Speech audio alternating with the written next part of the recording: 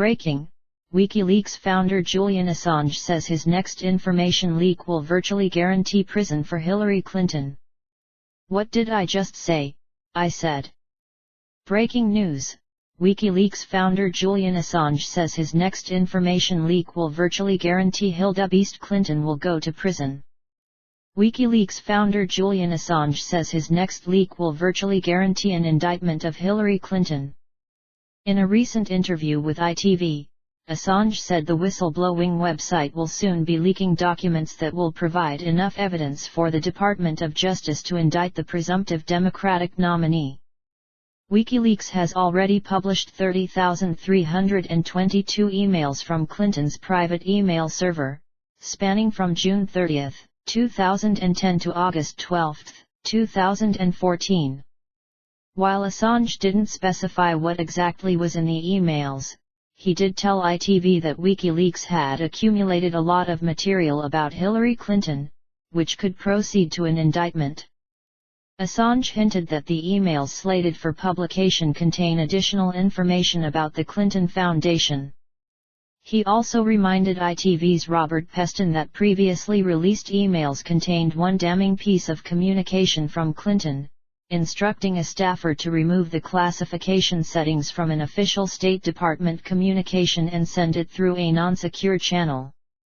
Assange then pointed out that the Obama administration has previously prosecuted numerous whistleblowers for violating the government's procedures for handling classified documents. In regard to the ongoing FBI investigation, however, Assange expressed a lack of confidence in the Obama administration's Justice Department to indict the former Secretary of State. Attorney General Loretta Lynch is not going to indict Hillary Clinton. It's not possible that could happen. But the FBI could push for new concessions from the Clinton government in exchange for its lack of indictment.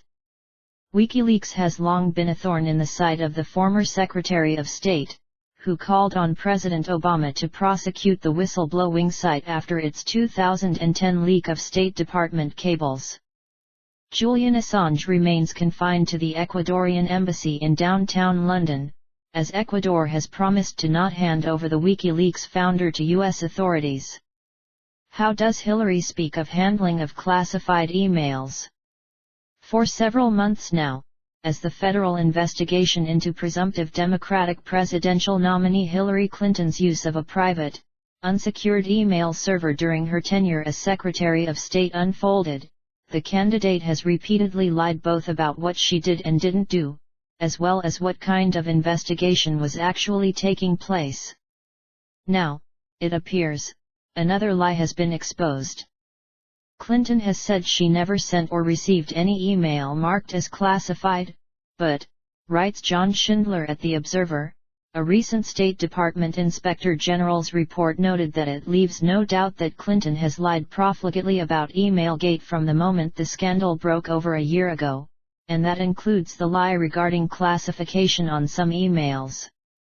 Schindler noted further, to make matters worse for Hillary, it recently emerged that at least one of the emails she handed over to investigators under subpoena in fact did contain classified information that was marked as such.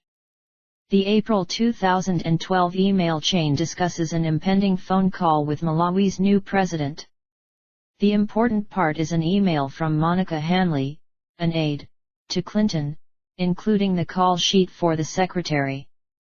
In layman's terms, this was a note for Secretary Clinton telling her what she needed to discuss during her scheduled phone conversation with a foreign head of state. We don't know what that was, however, since most of that email has been redacted as classified at the confidential level, the lowest classification level in the U.S. government. The smoking gun here is that the call sheet begins with the line, "C. Purpose of call, to offer condolences on the passing of President Mutharika and congratulate President Bonda on her recent swearing-in." Everything after that has been redacted.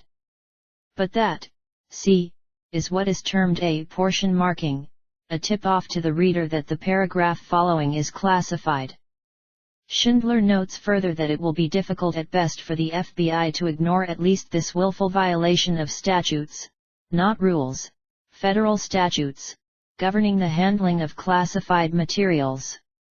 Add that to the fact that other reports have noted Clinton's unsecured emails also contained the names of clandestine CIA operatives, which may have put them at risk and may be a violation of a 1982 law, the Intelligence Identities Protection Act, and you have a perfect storm of illegality and threats to national security that prove, beyond a doubt, that Clinton is not suited to be president. And yet, it might not matter at all if the FBI decides there is enough evidence to recommend Clinton be indicted by the Justice Department, which is run by an Obama appointee, who answers to the president. Make no mistake, there are more than a few senior intelligence officials in Washington, D.C., who are livid about Hillary Clinton's willful disregard of clearly defined laws on the handling of classified information. Her misconduct endangered sensitive intelligence programs and lives. Schindler, a former NSA analyst, Navy officer, and War College professor, said, adding that, if Obama punts on prosecuting her, there are high-ranking spies who are perfectly willing to leak the sordid details of Emailgate to the media. Oh, you want Hillary for president? We sure hope not. Bernie clearly won, but Hillary and her supporters fixed the votes in her favor. Trump may not be perfect, but he's better than the Hildebeest. Get out and vote. It may matter if we get the percentage way up. If it's close, they will just give it to Hillary. Now listen to some soothing subliminal messages.